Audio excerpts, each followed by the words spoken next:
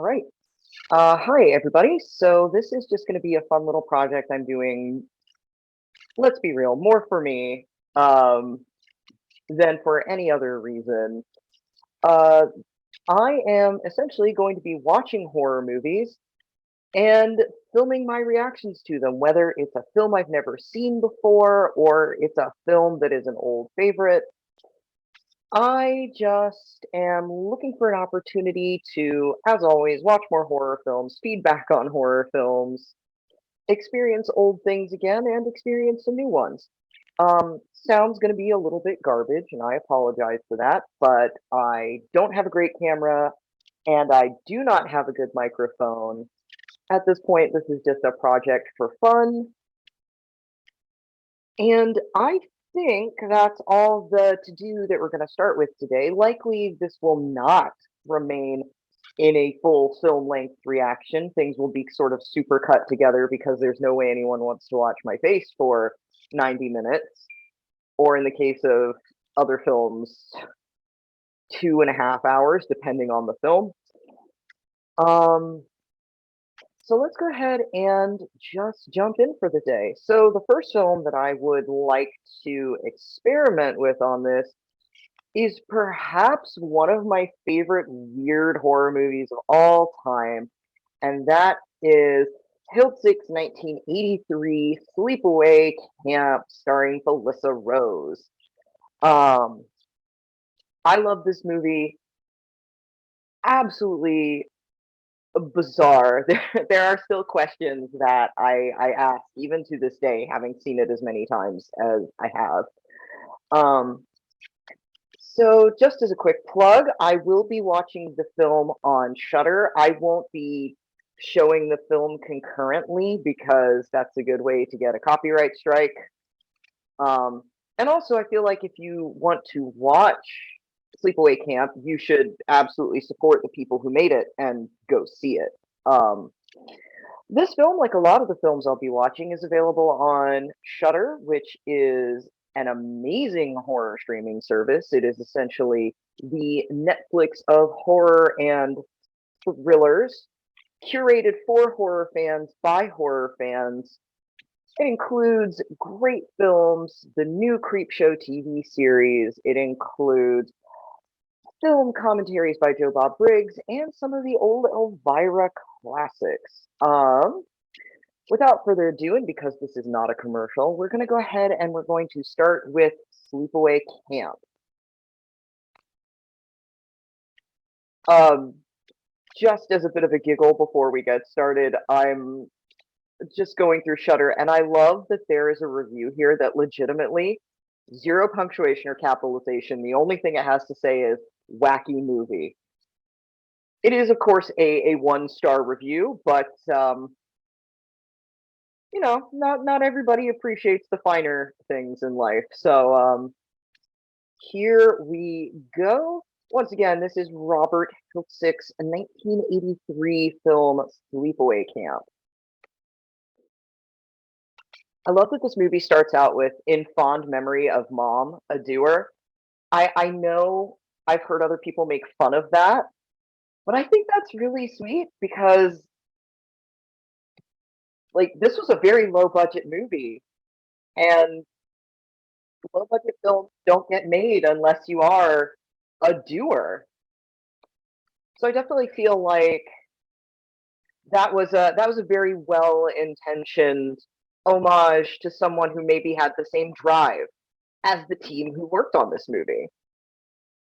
I love how right out of the gate, even as we're seeing these idyllic scenes of a summer camp, the music is very like deep, ominous strings and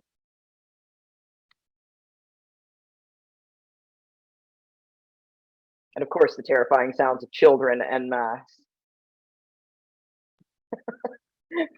That big brassy musical sting that just occurs over and over and over again in the movie is it never quite achieves being scary. I just find it kind of charming and hysterical.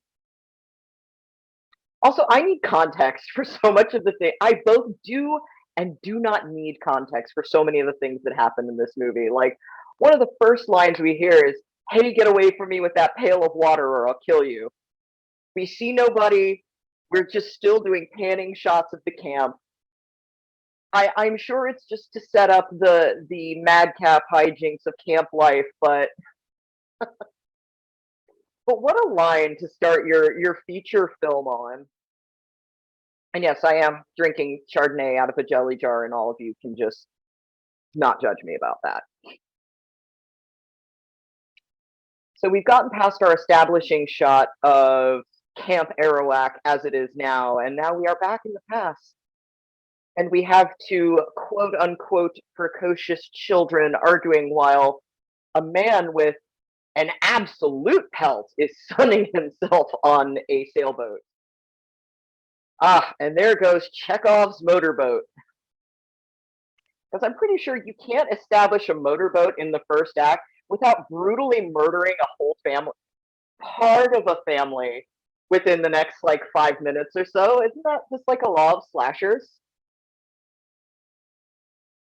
You know, that's an interesting thing. Just looking at the motorboat scene as we are, so we're listening to two camp counselors talk as they are driving irresponsibly around the lake.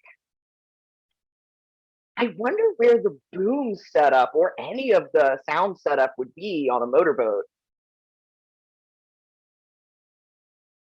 So, one thing that I've heard a lot of people argue about with Sleepaway Camp is the relationship between the kid's dad and the other gloriously muscled man half naked on the beach. Um, there's been a lot of debate. Like it is established later on in the movie that there is some homoeroticism happening, but are these two in an established relationship? Is it a secret relationship?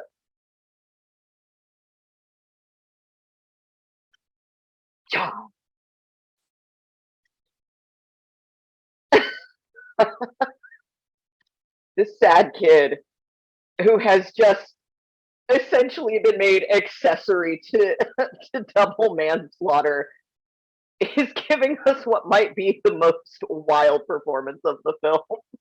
Also, the most realistic. Oh, the acting MVP of this film, Aunt Martha.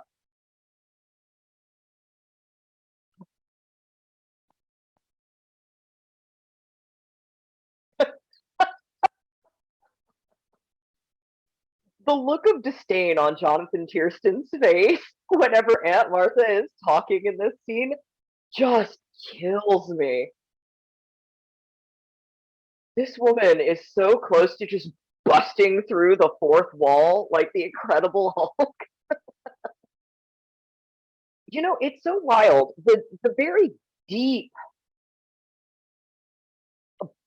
like the deeply bombastic nature of her performance, it almost feels like it could fit in one of those very heightened realities of a giallo film, but it just happens to be in this one, which makes it even more discordant. Also, I feel like we need to talk about the deeply illegal shit going on in in this household. So, for anyone who has seen the film and knows what's going on with Angela,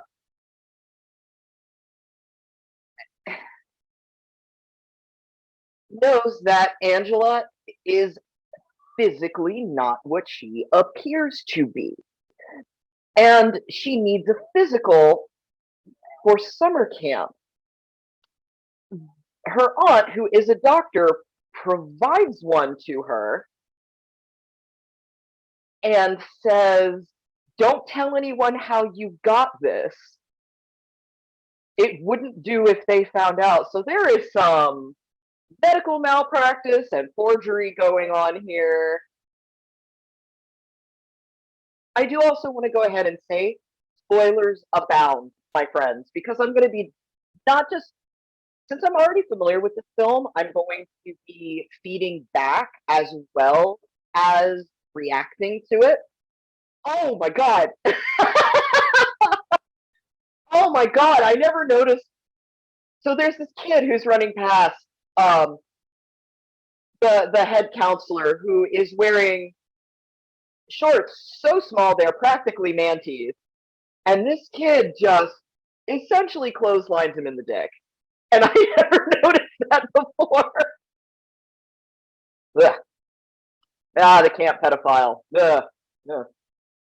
Um, but since I've already seen this film many, many times, I'm going to be talking a bit more about some of the themes and some of the storylines, and we'll be jumping in and out of the timeline, especially since you guys can't see what I'm seeing and you're not watching the film with me. Um, but important thing to talk about with this film is, and something that probably launched 1,000 theses, is the subject of gender, sexuality, and transgender presentation. Because we're going to go ahead and spoil this right now. Angela is not assigned female at birth. Now, I'm about to say something that's probably going to be a little bit of a weird take, but I, so first off, I am a member of the trans community. Let's go ahead and be very, very clear about that. However, I don't want any of the people who might listen to this or see this to think that I speak for the whole trans community. Um, but when I say Angela is not assigned female at birth, I do see a lot of people who watch the film default to the notion that Angela is bad transgender presentation. Um, and I will be the first person to tell you that horror as a genre, as much as I love it, does not have good transgender representation. Um, we have about 3 tiers of transgender representation. There are films that are not meant to be trans representation, and they're not that harmful. They're not great, but they're also not terrible. Um, I feel like Sleepaway Camp falls into that category. Next, we have it's not meant to be trans representation, but it's also not great. Well, trans slash cross dressing representation, but it's not great and it's still buying into a lot of really negative stereotypes. And I kind of feel like things like Dress to Kill falls in that camp. Um, and then our third one is it is meant to be trans and it is meant to be harmful. But happily, most horror films don't fall into there, aside from like Leprechaun in the Hood, which that is a very tragic representation that I am not comfy with. But back to the main point. So,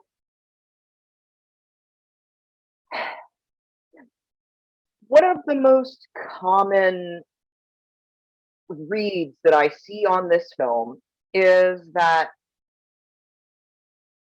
Angela Baker is either a bad faith representation of a trans individual or that Angela is not meant to be trans, but it's still a really bad representation of cross dressing and transgender lifestyles. Um, but over the times I've watched the movie again and again and again and again, sometimes on repeat, just because it's become a comfort film for me. It's so campy, and it's weird to call a horror film charming, but it is. Um, I almost wonder if there could be a reading on this film that it is a demonstration of what happens when people are forced to live as a gender that is not genuine to them. Like if we get rid of the idea that, the whole Aunt Martha thing, and we just focus on the fact that we are watching a character who is being forced to live as a gender that she does not identify with. And I am still using she because Angela is played by a woman, Felissa Rose. Um, but for this read, I will be neglecting the latter two Sleepaway Camp films because Hiltzik wasn't involved. I'm not a huge fan, and I think it actually starts tilting into bad faith transgender representation when we actually have her elect for a sex change. But for this read, I would actually almost argue that this, if you frame it the right way, could be a good way to talk to people about what it's like to live in the closet as a trans person. Because Angela isn't a woman. In no way does Angela identify as a woman, but Angela has been forced to. Angela has been forced to dress, identify, and be viewed by society as a gender that Angela doesn't identify with.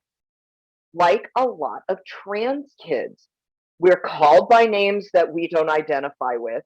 We wear clothes we're not comfortable in. We're treated in ways that aren't genuine to who we are, and it can lead to a lot of lashing out. I'm not saying full on murderous psychosis, which is still troubling because we are still dabbling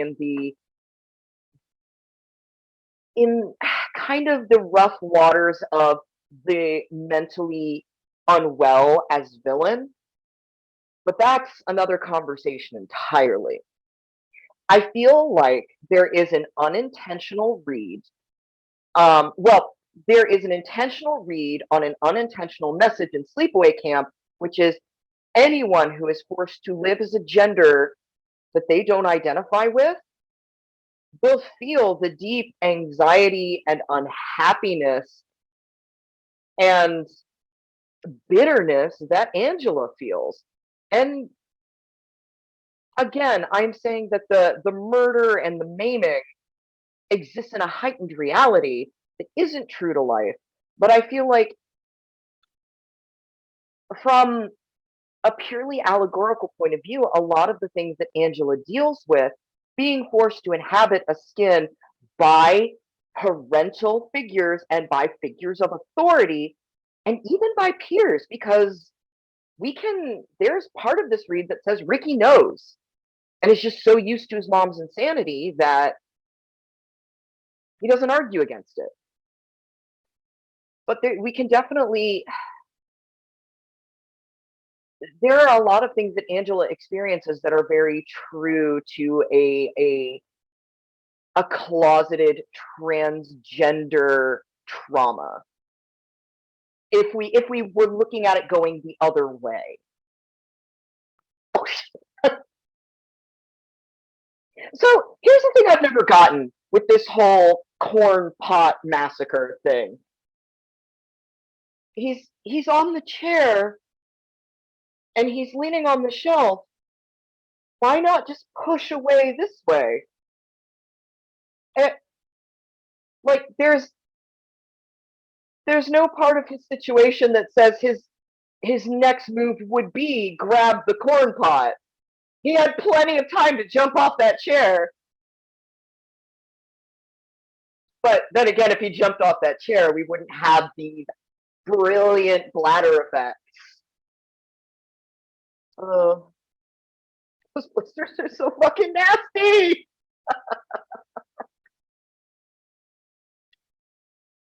And there is some debate over whether the pervy camp chef is an actual kill or if he just wishes he was. But I don't know, guys. Feedback on me on that. What do you think? Because we see him leave on a stretcher and he's still screaming his happy heart out. What the fuck? I, I love the camp owner who is being informed that there is not a sedative strong enough to alleviate this guy's pain. And this motherfucker's just checking his watch, man. Like, oh, I'm pretty sure the campers all heard him screaming, Chief. I'm pretty sure they're already upset. kitchen is so fucking nasty. All the flies on the fly paper, and this guy's just casually smoking a stogie around all this food. Ugh. Let me tell you, if Angela wasn't killing people, the health and safety violations would. Ugh. You thought he had a little devil in him, dude. He was outright talking to you about molesting children. Thought he had a little devil in him. So here's one thing that I do find, I know, one thing I find slightly unrealistic about this film is we've seen it is not a big distance from that kitchen to that cafeteria where all the campers are eating, which means with as loud as the cook was screaming, I guarantee those children heard it. And here's why it's unbelievable. I went to summer camp and I remember very well essentially being a feral animal when I was a child. When I was in like big pack situations. And you know what kids do when they hear screaming? They go and see what's happening. So, like, the camp owner is super concerned with these kids not finding out that their cook got potentially fatally maimed. But I guarantee if this was a real summer camp, those kids would have been on him like flies on shit. Calamity agrees.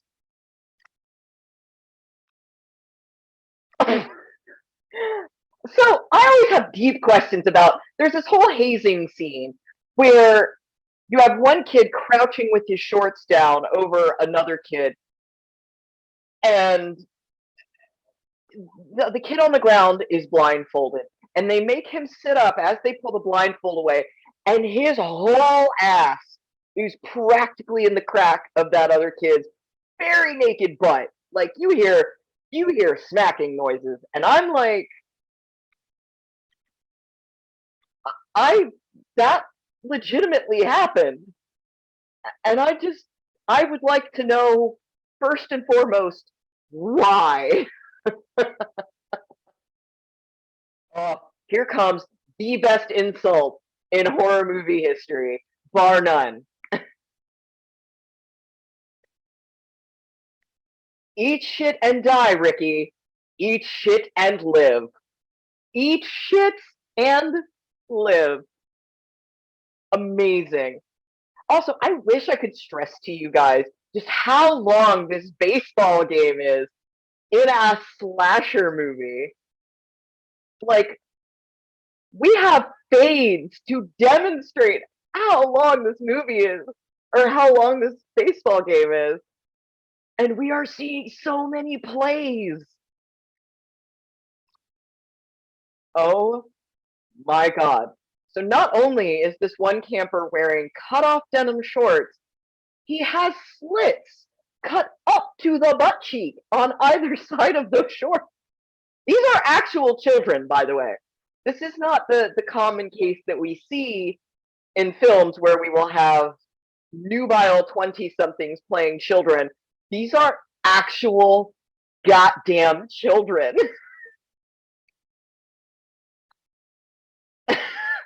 The immediate, like, whenever men approach Angela and start talking to her, like, her neck turtles down and her eyes get really big.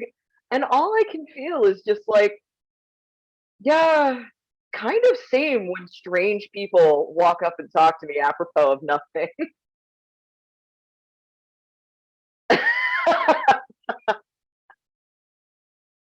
Now, this I do find realistic is one of the social scenes at camp. Literally, no one is dancing.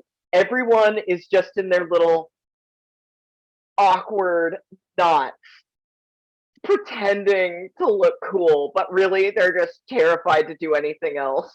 And there's like one couple pretending to slow dance. They're just standing there.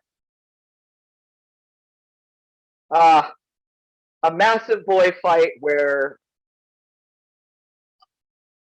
the camp owner does nothing except continue to flirt with that surely underage girls' cabin counselor.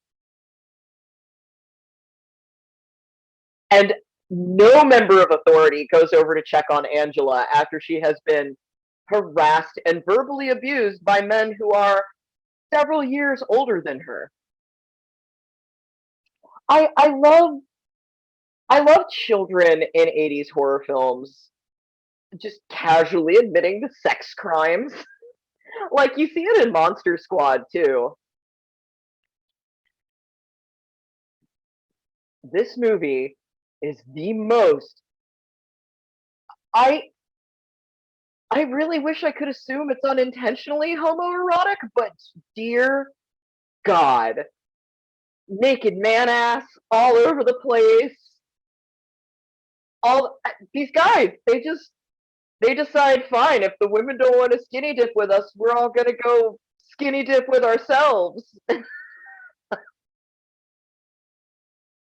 Just like all of the women are in like baseball raglans, full length shorts. Like most of them look like very sensible. And then we have the men.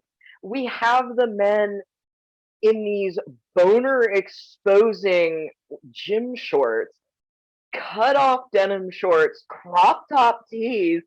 And I kind of gotta admit, it's kind of a refreshing aesthetic to see the dudes as the eye candy. It's so funny. There are so many themes in this movie that I would really actually I would like to talk to Hiltzik about, or even Felissa, to get the read. So, for anyone who doesn't know, Sleepaway Camp was both written and directed by Hiltzik. Um, and there's just like I'm aware that likely the Angela reveal at the end is played for shocks. Um, but even beyond that, there's so much, like, not exploitational, but there are so many things that could be interpreted as homoeroticism or the fetishization of men as opposed to women in this film, that I would like to know if Hiltzik did this intentionally or if this is one of those weird and wild things that happen. Oh no. Oh, I'm unhappy about that. So I was just doing a little bit of looking around at what Hiltzik is up to now. And it looks like Hiltzik did, according to IMDb, so please feel free to tell me I'm wrong, but it looks like Hiltzik was the writer for Boy Camp 2 Unhappy Campers, which established the Angela gets a sex change thing, which I don't love. Because I feel like I was talking about earlier, if you ignore that fact, you actually have a pretty interesting read on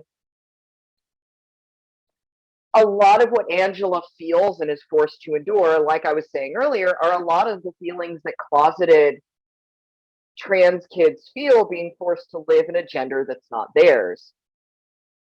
And here we go, yet another scene where there was noise and there was a counselor screaming and whistles blowing.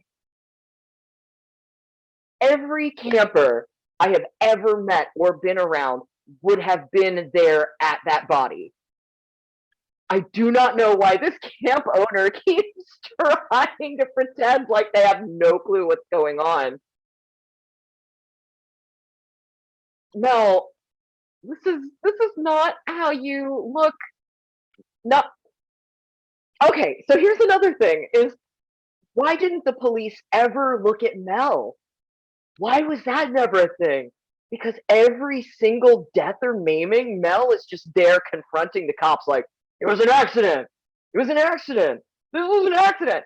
And me, for my money, if I was investigating a crime scene and someone was up in my face like that, you just became suspect numero uno, my friend. I also Another thing I kind of appreciate about this movie is there are some definite gender norm inversions. Um, so normally in most horror films of this era, and I say most, and that may not be fair, you would have like a buxom woman who was kind of ditzy and well-meaning. And instead, we've got Ronnie playing that role, who is the lead counselor. Ronnie, he of the bulging short shorts, and probably B cup man boobs. Um, like he almost gets Angela molested because he leaves her with the camp pedophile to see if there's anything she'd like to eat.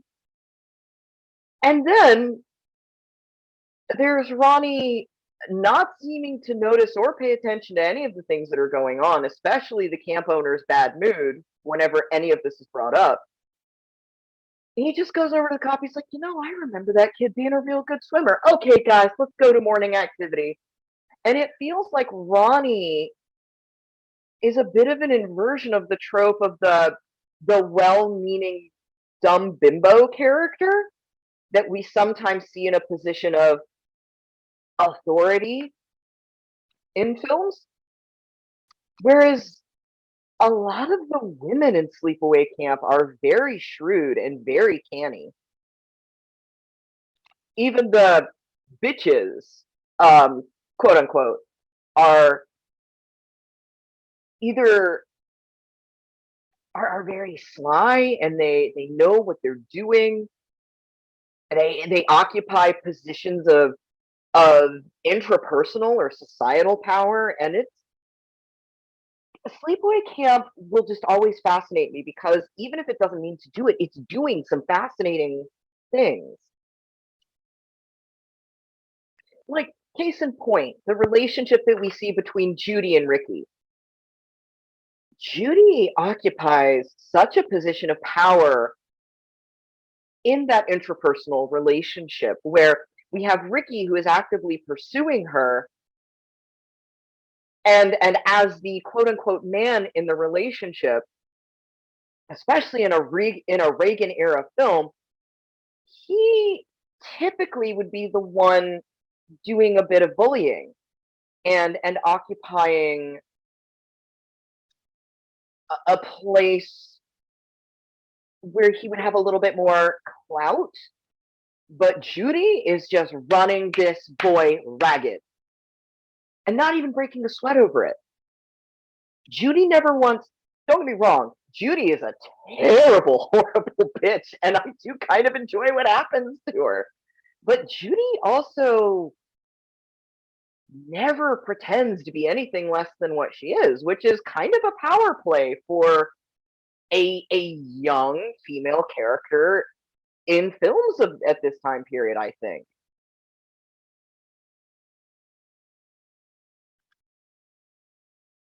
I just fucking love when this nerd Mozart gets tired of hazing, I just full ass pulls a knife on Ricky. And the counselor's only response is to take the knife away, call him an idiot, and leave.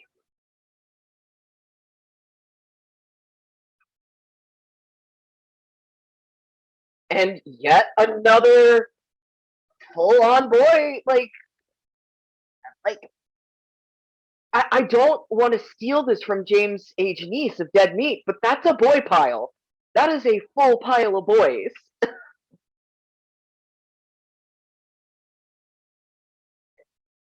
Like, it's even interesting that Judy's social clout extends so far that Meg, who is one of the counselors for the girls' cabins, and the one the camp owner is seeing, which is creepy. But Meg is kind of at her command. There are moments where it looks like they're operating as a unit, but Meg doesn't galvanize until this actual child tells her to.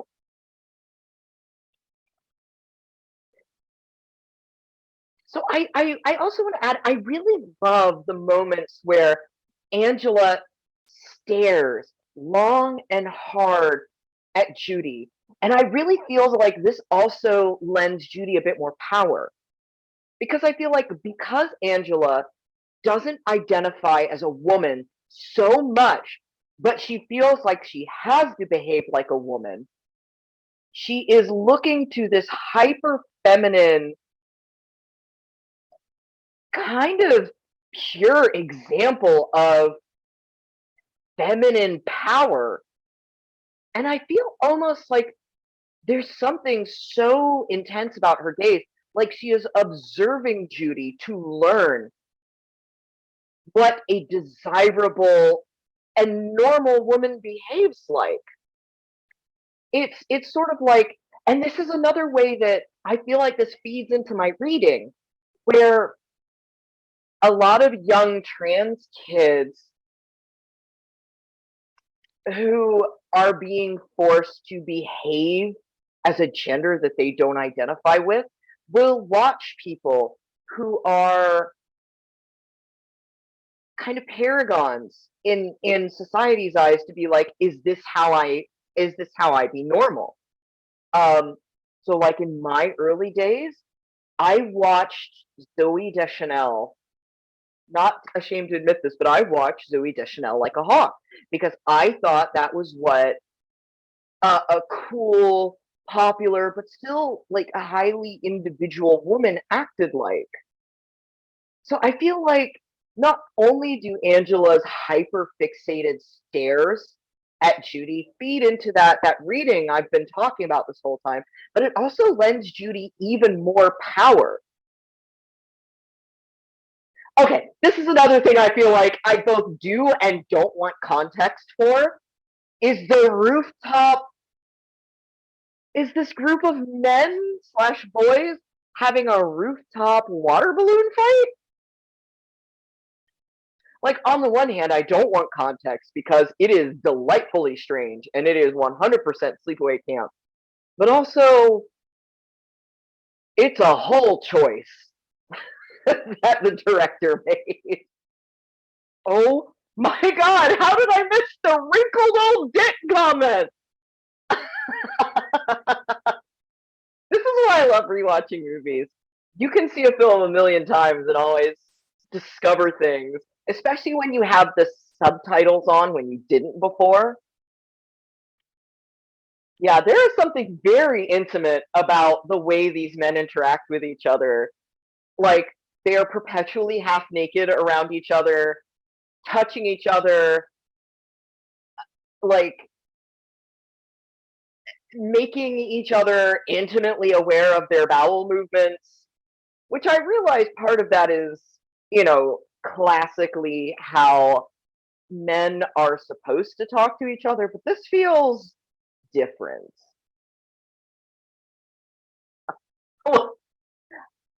So, one of my favorite things with any of the kills in Sleepaway Camp is aside from one or two, they are entirely avoidable.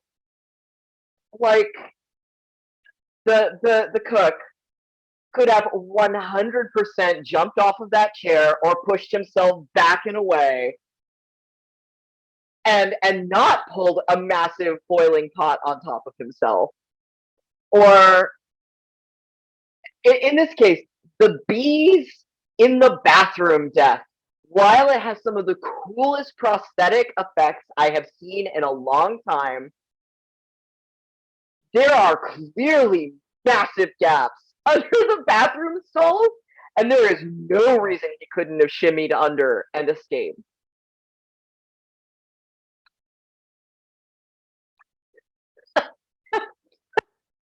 I that the camp owner's first instinct for a suspect is a literal child just because he doesn't like him.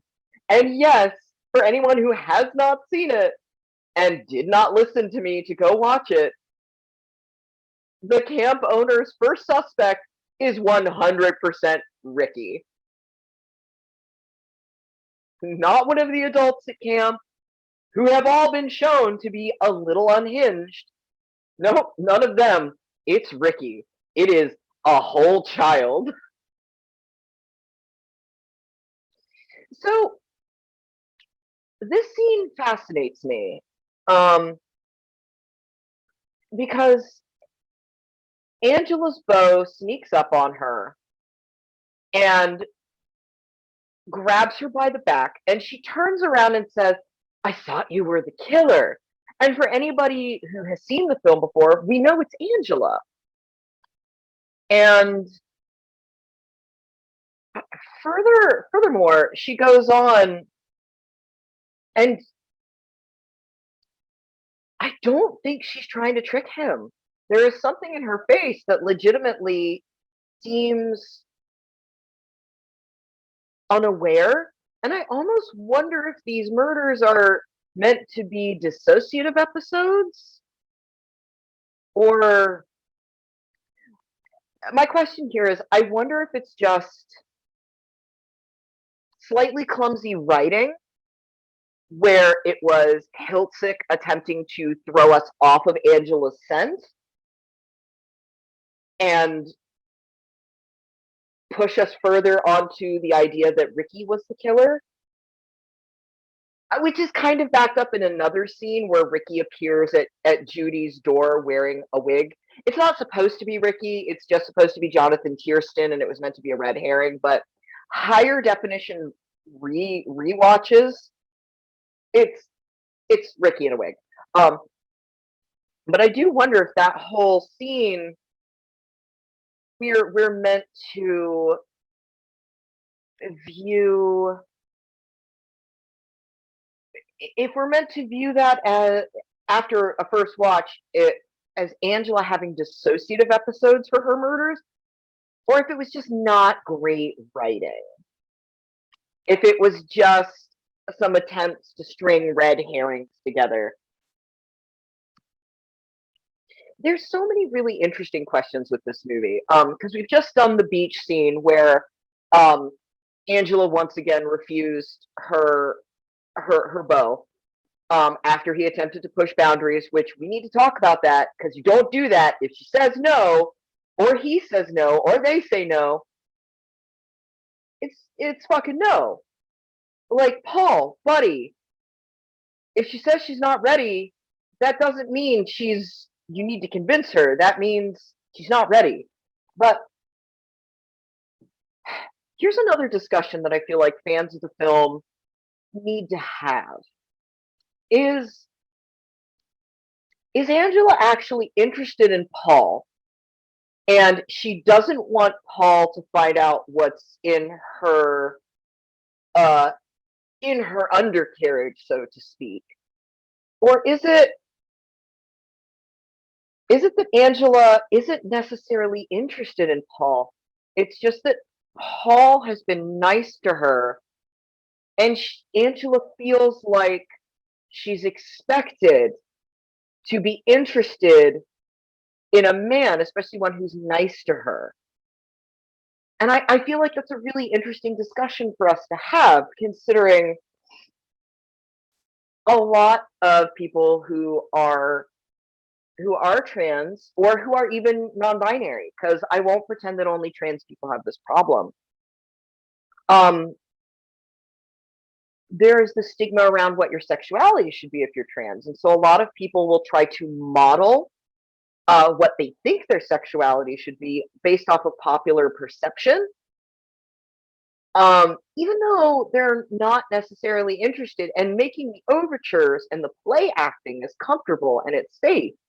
But I almost wonder, but in the end, when it comes to doing something more, it's deeply uncomfortable and you don't want to. I've definitely done it. And I wonder if in this film the read is, and again, that depends on whether you're buying into my reading or you're going into leaning more into the Sleepaway Camp 2 reading, which is slightly more troubling, where Angela actually does want to be a woman. rather than being abused and forced into presenting as a woman. Um, I do wonder if she's actually interested in Paul or if she's modeling behaviors again. It's I don't think either one is wrong, really. I just think they're both intensely interesting. That's another reason I love this movie, is it is intensely interesting.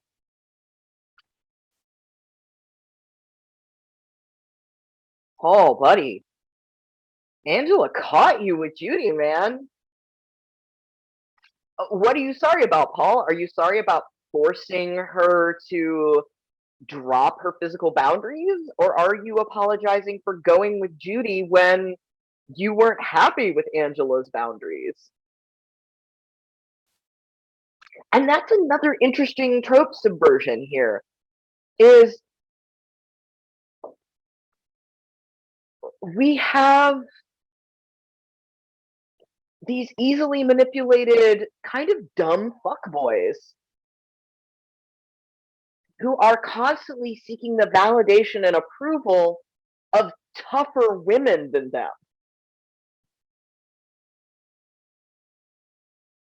You know, the whole scene where Meg and Judy are throwing Angela into the water becomes very deeply disturbing when you really think about the fact that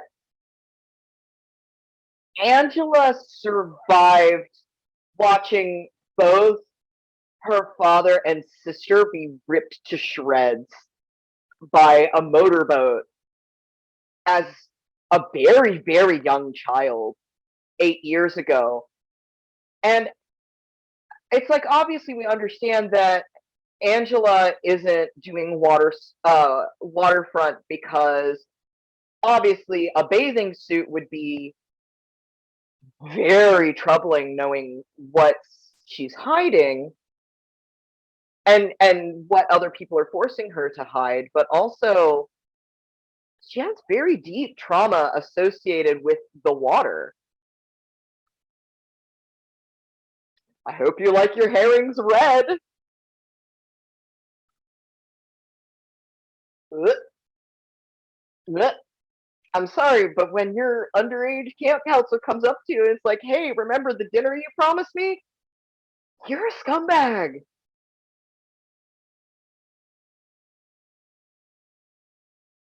No! Oh, fuck. What are you hoping to get out of this, Meg?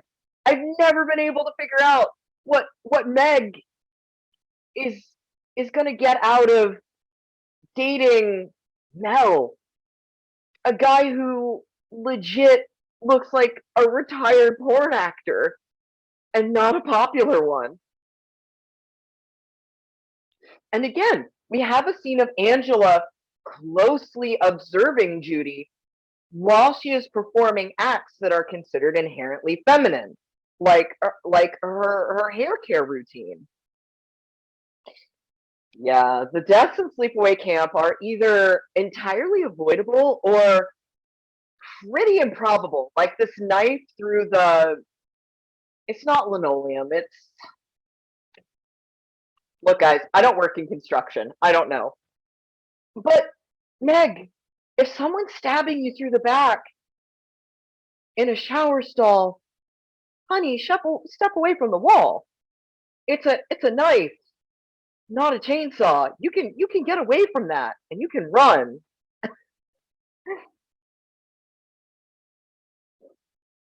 Paul, stop touching her. You know she doesn't like it. But she's kind, I love that. Can you forgive me just this once?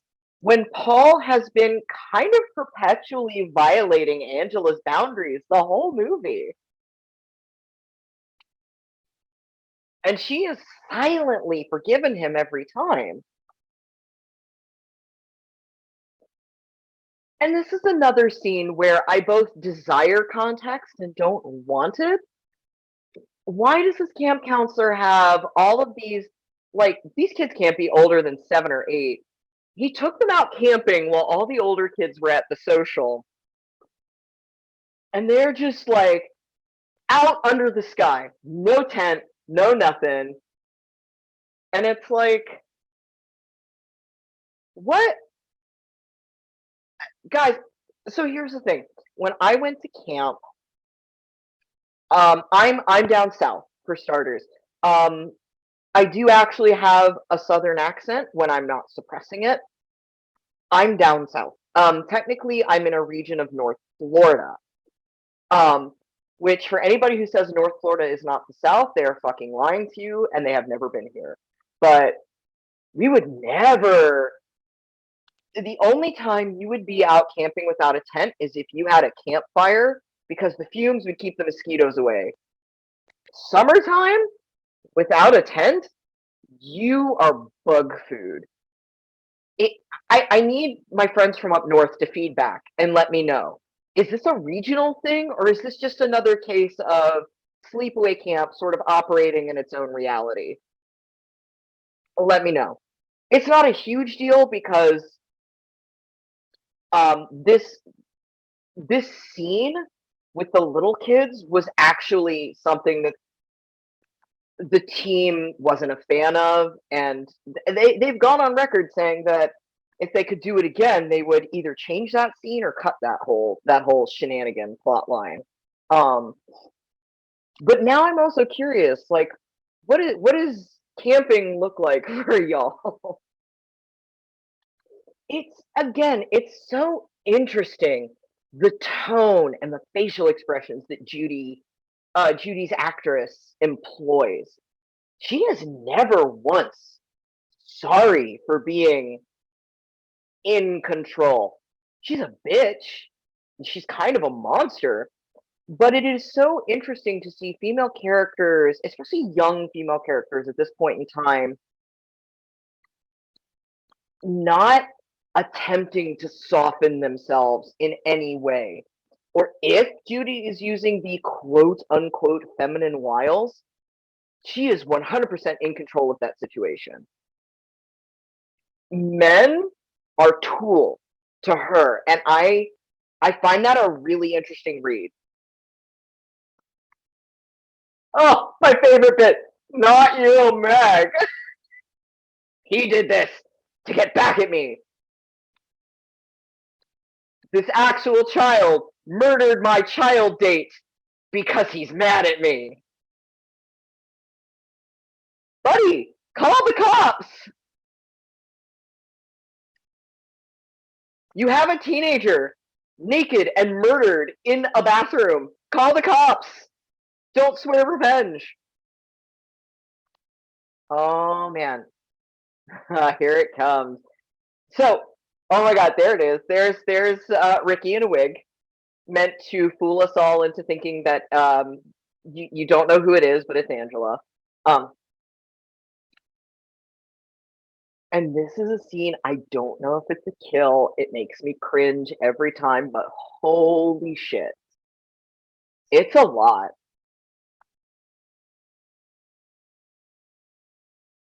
Ah, ah. But okay, so again, for anyone who has not seen the film, I still think you should have paused this a while ago and gone watch the film. But that scene is iconic, and none of it is shown in detail because, again, children. But uh, what is implied is that our killer has essentially taken a hot curling iron and put it places.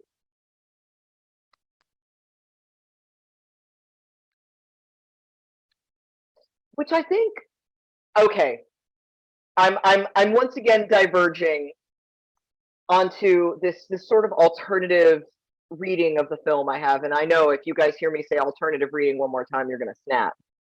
But I, even if we don't see what happened to Judy as a kill and it's another maiming, think about what it was done with. It was done with something that is classically feminine. Men, by and large, on the whole, do not own or use curling irons. Um, Whereas it's seen as part of a classically feminine grooming implement. And we could see Angela using a hot curling iron to maim another woman's genitals as a sort of a rebellion against everything she's been forced into. Um, and again, I know it sounds strange considering as I'm using she, her pronouns for Angela, but it's just easier at this point. Um, and it's just what we're used to, especially because Angela never comes out and says at any point, I am a man. And while I have my reading, I don't want to assume that that is the reading. Um, but yeah, that scene is both deeply disturbing and also something that we can discuss at length. One thing I would like to maybe ask Felissa Rose or Jonathan Tiersten about is we obviously know it's Tiersten in a wig when he appears in the doorway, uh, and we're supposed to not know who it is. But there are a lot of scenes where we just see hands,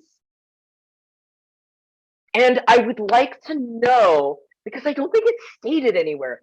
I would like to know if those are Felissa Rose's hands or Tiersten's hands. Um, because sometimes they're slightly more tan, and Tiersten at this point is a very tan individual, and some points they look more delicate. So I would actually be very interested from just a movie making point of view when it was Felissa Rose's hands and when it was Jonathan's hands. No impact whatsoever on the story, just a point of curiosity from someone who's seen the film so many times. My God, the cop's mustache. So earlier in the film, we meet the police officer, and he has a very real, very natural mustache that he clearly grew himself. And then later, the I'm sure he had to shave it for another role or something, but the mustache they got him does not match his hair color, is clearly glued on, and the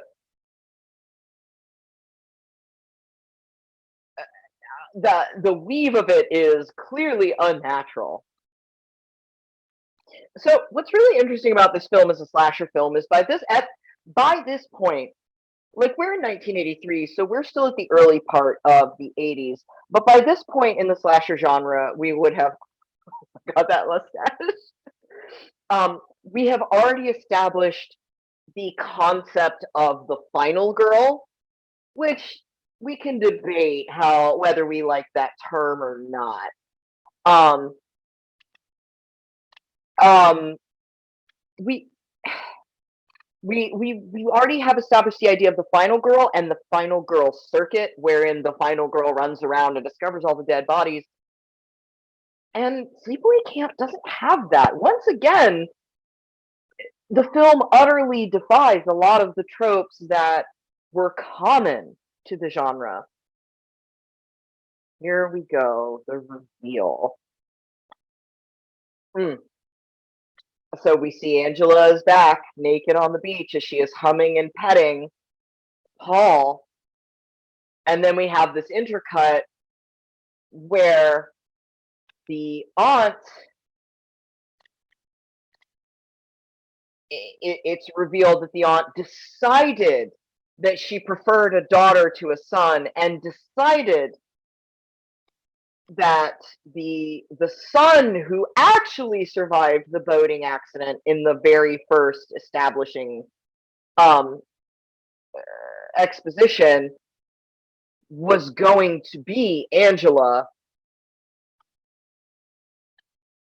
And so his a whole identity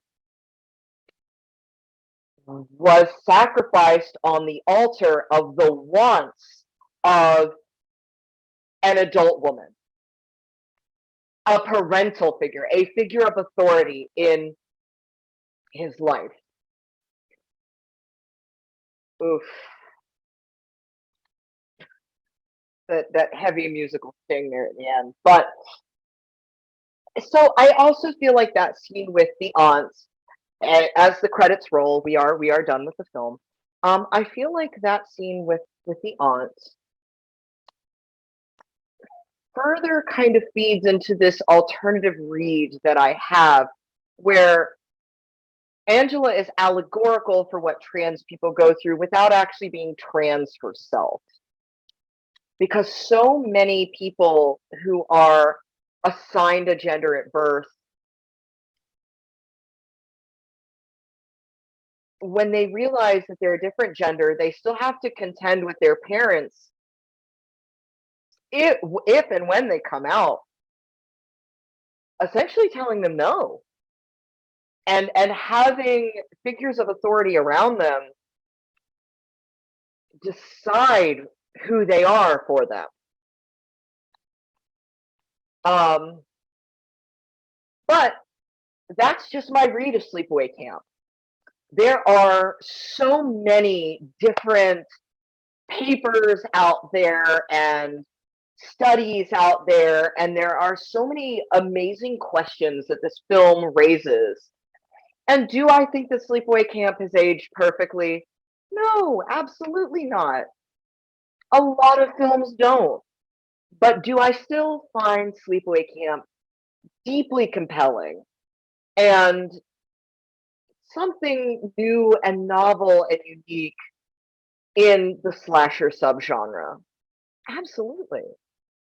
It's perhaps one of my no, it's not even perhaps. It is definitely one of my top 5 in the slasher subgenre, and if anybody's curious what my other ones are, please feel free to ask.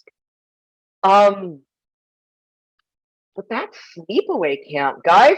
If you want more information about the film itself outside of my reactions, please feel free to look up the Kill Count by Dead Meats, James A. Janice.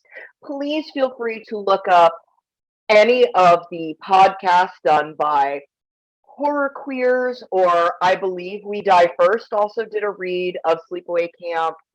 How Did This Get Made did Sleepaway Camp. I'm not as big a fan of that episode, because I feel like there's a little too much hyperfixation on the relationship between Martha and the two men. But it's another podcast with a different point of view and a different discussion. And I feel like this film has earned the right to be discussed. Well, friends, thank you so much for joining me on The View from 6 Feet Under and this really weird new project I'm doing kind of just for my own self, reacting to and discussing horror movies. Sorry for the bastard audio. But once again, I don't have a lot of great equipment. I'm just a guy who happens to really love horror movies. I hope you love horror movies. All right, Fear family, I will see all of you later.